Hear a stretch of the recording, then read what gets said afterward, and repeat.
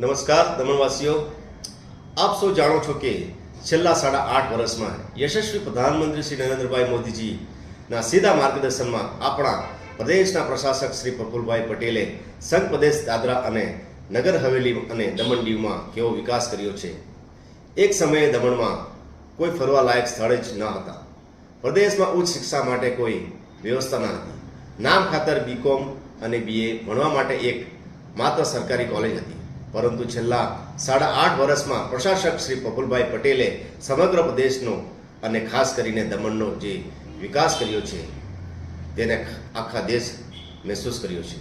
યશસ્વી પ્રધાનમંત્રી શ્રી નરેન્દ્રભાઈ મોદીજીએ 7 માર્ચે સેલવાસ ખાતે કાર્યક્રમમાં પ્રદેશમાં થયેલા સમગ્ર વિકાસ માટે પ્રશાસક શ્રી પ્રફુલભાઈ પટેલ અને તેમની ટીમ પ્રશાસનની ટીમને અભિનંદન પાઠવ્યા હતા। આ જ કાર્યક્રમમાં માનનીય પ્રધાનમંત્રીજીએ દમણને સિંગાપુરની જેમ વિકસિત કરવાની જવાબદારી સંઘ પ્રદેશના જવાબદાર નાગરિકોને સોંપી છે। સંઘ પ્રદેશના નાગરિકના અથક સહયોગને કારણે આ પ્રદેશે વિકાસની હરણફાળ ભરી છે। પ્રધાનમંત્રી શ્રી નરેન્દ્રભાઈ મોદીજીની અગાઉથી મળેલી સૂચના અનુસાર પ્રશાસને દમણના તમામ વિસ્તારોના એક જેવા વિકાસ માટે તૈયારી શરૂ કરી દીધી હતી, જેના ભાગરૂપે રાજીવ ગાંધી સેતુ, બંને તરફ ગીચ વિસ્તી ધરાવતા અને પહોળા મુખ્ય રસ્તાઓથી વંચિત ખારાવાડ, ગાજીવાડ, ખારીવાડ અને મીટનાવાડ જેવા વિસ્તારના વિકાસ માટે ટાઉન પ્લાનિંગ સ્કીમ અમલમાં મૂકી છે। આ સ્કીમ હેઠળ આ વિસ્તારમાં પહોળા રસ્તા, સ્ટ્રીટ લાઇટ, વરસાદી પાણીના નિકાલ માટે વ્યવસ્થા સહિતની સુવિધાઓ નાગરિકોના સહયોગથી ઊભી કરવામાં આવશે। પ્રશાસન જ્યારે વિકાસના પ્રોજેક્ટ માટે ટાઉન પ્લાનિંગ સ્કીમ લાવી રહ્યા છે, ત્યારે દમણ દીવના સાંસદ ઉમેશભાઈ પટેલ ફરી એકવાર દમણવાસીઓને ગુમરાહ કરવા માટે આગળ આવ્યા છે। પ્રધાનમંત્રી શ્રી નરેન્દ્રભાઈ મોદીજી દ્વારા દમણને સિંગાપુર બનાવવા અભિયાન હેઠળ લાગુ કરવામાં આવી રહેલી ટાઉન પ્લાનિંગ સ્કીમનો સાંસદ ઉમેશભાઈ પટેલ વિરોધ કરી રહ્યા છે, તે ખરેખર નિંદનીય છે।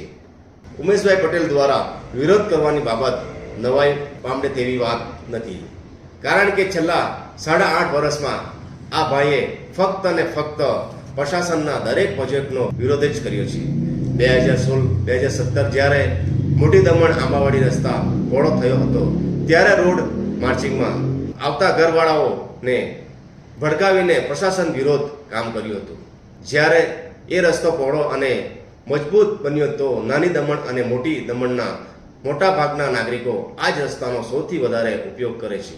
મોટી દમણમાં જ્યારે રામ સેતુ અને નાની દમણમાં નમો પદનો પ્રોજેક્ટ પ્રશાસન શરૂ કર્યો હતો, ત્યારે પણ ઉમેશભાઈ પટેલ પ્રશાસન વિરોધ ખૂબ જ દુષ્ચંડ પ્રચાર કર્યો હતો, અને આજે રામ સેતુ અને નમો પદ સમગ્ર દેશમાં પ્રસિદ્ધ થઈ ચૂક્યો છે। આ બંને સમુદ્ર કિનારે બનેલા પ્રોજેક્ટને કારણે દર મહિને હજારો લોકો દમણ આવી રહ્યા છે, જેને લીધે દમણના લોકોને ખૂબ મોટા પ્રમાણમાં રોજગાર અને ધંધો મળી રહ્યો છે। થોડા સમય પહેલા નાઇટ માર્કેટના નિર્માણ સમયે પણ સાંસદ ઉમેશ પટેલે પ્રશાસન વિરોધ લોકોને ભડકાવવાનો પ્રયાસ કર્યો હતો, જો કે લોકો ઓળખી ગયા હોવાથી તેમની વાતમાં આવ્યા ન હતા, અને આજે નાગરિકો અને પ્રશાસનના સંયુક્ત પ્રયાસના યોગદાનથી બનેલું દમણનું નાઇટ માર્કેટ ત્યાંના નાગરિકોની કિસ્મત બદલી કાઢી। હાલની યાત્રામાં પણ માનનીય પ્રધાનમંત્રીજીએ રામ સેતુ, નમો પદ અને નાઇટ માર્કેટ પ્રોજેક્ટના વખાણ કર્યા હતા। પ્રશાસને ખારાવાડ, ગાજીવાડ, ખારીવાડ અને મીટનાવાડ માટે જે ટાઉન પ્લાનિંગ સ્કીમ મૂકેલી છે તે પણ વિસ્તારના નાગરિકો માટે વરદાન સાબિત થશે। ભવિષ્યમાં ના કરે નારાયણ, સંભવિત પૂર, ભૂકંપ અથવા આગ લાગવાની ઘટના બને તો ત્યાંના નાગરિકોને સલામત રીતે ત્યાંથી બહાર કાઢવા માટે પહોળો રસ્તો ઉપલબ્ધ હશે। એવી ઘટનાનો સમયે એમ્બ્યુલન્સ કે ફાયર બ્રિગેડની ગાડીઓને પણ તે સ્થળ સુધી પહોંચાડવામાં આસાની રહેશે। દમણમાં અત્યારે સુધીમાં થયેલા વિકાસ અભિયાનમાં 100 નાગરિકે યોગદાન આપ્યું છે, ત્યારે ખારાવાડ, ગાજીવાડ, ખારીવાડ અને મીટનાવાડના વિકાસ અભિયાનમાં પણ નાગરિકોએ પોતાનું યોગદાન આપવું જોઈએ તેવું મારું માનવું છે। પ્રશાસને ટાઉન પ્લાનિંગ સ્કીમના અમલ પહેલા નાગરિકોની પાસે સલાહ અને સૂચના પણ માંગ્યા છે। નાગરિકોએ પોતાનો મત વ્યક્ત કરતા પહેલા આવનારો ભવિષ્ય પોતાના વિસ્તારની સમસ્યાઓ અને પૂરા સહિતના સંભવિત જોખમ વખતે સુરક્ષા જેવી બાબતોને ધ્યાનમાં રાખવી જોઈએ. આપ સૌ જાણો છો કે સંઘ પ્રદેશ દાદરા નગર હવેલી અને દમણ દીવના વિકાસમાં ઉમેશભાઈ પટેલનું કોઈ યોગદાન રહ્યું નથી. સાંસદ તરીકે 9 મહિના પૂરા થયા પણ સાંસદ બન્યા પણ પ્રદેશના વિકાસમાં તેમનું કોઈ યોગદાન નથી. હા, ફક્ત વિરોધ કરવા અને પ્રજાને ગેરમાર્ગે દોરવામાં તેમનું યોગદાન ચોક્કસ છે. પણ દમણ સહિત આખા પ્રદેશની પ્રજા આ ભાઈને ઓળખી ચૂકી છે. સાંસદ ઉમેશ પટેલ પોતાના 25 વર્ષના જાહેર જીવનમાં પોતાના માટે મોટી સ્કૂલ બનાવી સિવાય પ્રજા માટે કોઈ કામ કર્યું નથી. એનજીઓના માધ્યમથી સરકારનું ફંડ ઘેર ભેગું કર્યું.